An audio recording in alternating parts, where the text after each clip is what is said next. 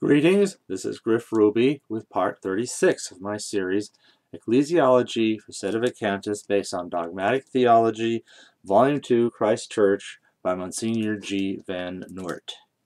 We now continue with the next assertion on page 116. Assertion 4. The Church's infallibility extends to the approval of religious orders. This proposition is theologically certain.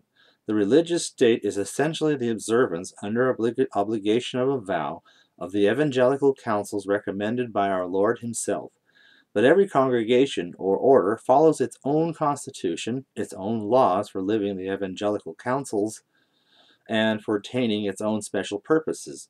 The present discussion, therefore, has to do with the approval of this constitution, and furthermore, with that solemn and definitive approval which is reserved for the sovereign pontiff, and by which a congregation is established as a religious order in the strict sense of the word. Practically the same thing is to be said about the approval of orders as was to be said about the general discipline of the Church. It is an indirect object of infallibility by reason of the doctrinal judgment which it implies. No one claims that the Church is infallible in the decree of practical judgment, as, for example, whether in view of the circumstance it would be expedient to allow the foundation of a new order, but only in the doctrinal judgment, as for instance, whether such and such a constitution is an apt instrument for the acquiring of Christian perfection. Proof. From the purpose of infallibility, the Church was endowed with infallibility that it might be forever a trustworthy teacher of Christian truth and perfection, but it would certainly not be, if it could approve, by a definitive decision, a constitution opposed to the gospel or to the natural law. It is useless to object that an error in this sort of affair would harm not the universal Church, but only the members of this particular order. Of course it would harm the latter, that is, the members, immediately and most of all, but indirectly it would affect the whole Church.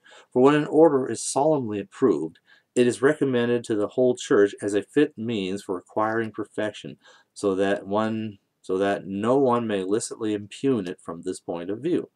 2. From the solid conviction of the Church, which, when approving orders, expresses itself in such a way as to make sufficiently clear that it considers decisions of this type to be infallible.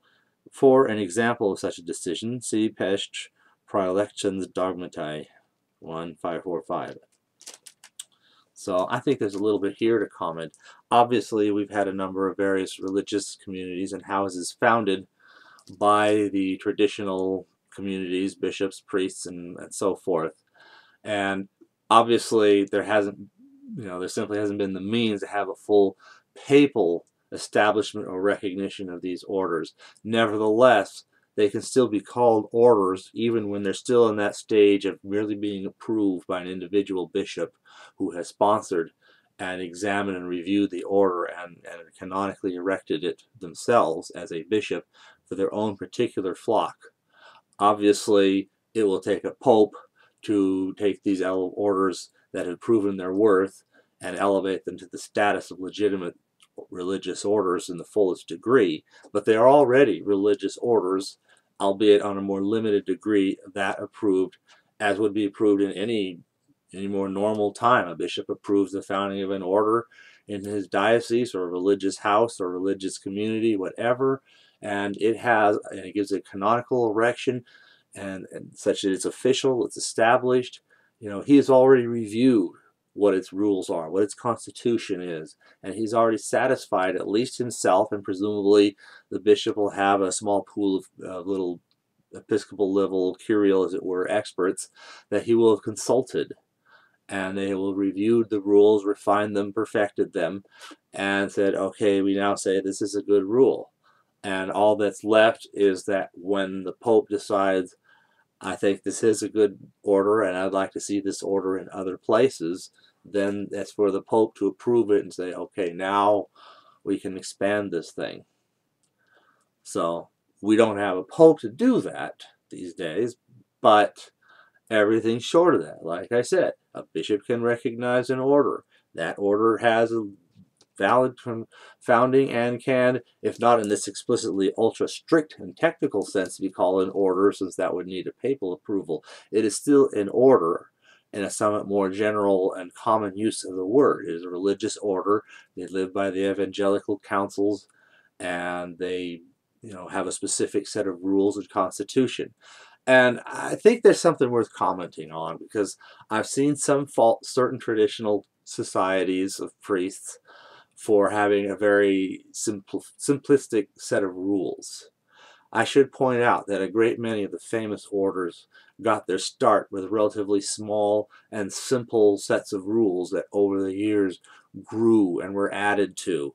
And you can hardly expect a brand new society developed, basically in the midst of a crisis, to have the same full-fledged, as, for example, the founding of the Pius X Society is, to have the full depth and degree of development that, say, the Constitution of the Benedictines or Franciscans would have. It is unreasonable to expect that. They each develop their own. You don't just go take somebody else's and make it your own with a few tweaks. You come up with your own from the ground up. And sometimes you start with a relatively simple, basic set of principles, and over time you need to add to those principles and develop it as it gets fleshed out more and more. Now, this stuff should be documented as far as what are the rules at a given time. I'm sure they're a great deal more advanced now than they were when Archbishop Lefebvre was incarnating the first priests into his own order back in about 1974 or so, where instead of being able to place them elsewhere, what am I going to do? I've got some priests I just ordained and nobody seems to be interested in them. And that's when he actually began to do that. But there may be similar cases in some other communities as well, where you could say, well, this society of brothers or sisters has a rather incomplete or short or, not very detailed set of constitutions and rules and so forth. But if a bishop has set it up, it is an approved order, at least at that level. Obviously, like I said, approved church-wide takes a pope. But by an individual bishop, or even by another bishop looking over the fence and saying, that's a really nice order, I'd like to have the same, can I do that? Obviously any bishop can do that right now. They don't need to wait for a pope to do that. They would, of course, be expected to make their own examination, and they would also be at liberty to make some adjustments to it and to recommend those adjustments back to the other if they should be of genuine merit. So that's an important thing to keep in mind. A lot of times are the religious orders and communities that have sustained the truth today may not have the same degree of constitutions and so forth that they should have, and that societies would have if they were 500 or 1,000 years old. But that's a start, and one has to realize that a lot of those other societies did start out with much simpler constitutions than what they had coming into the 20th century. So I think that's enough on part 36.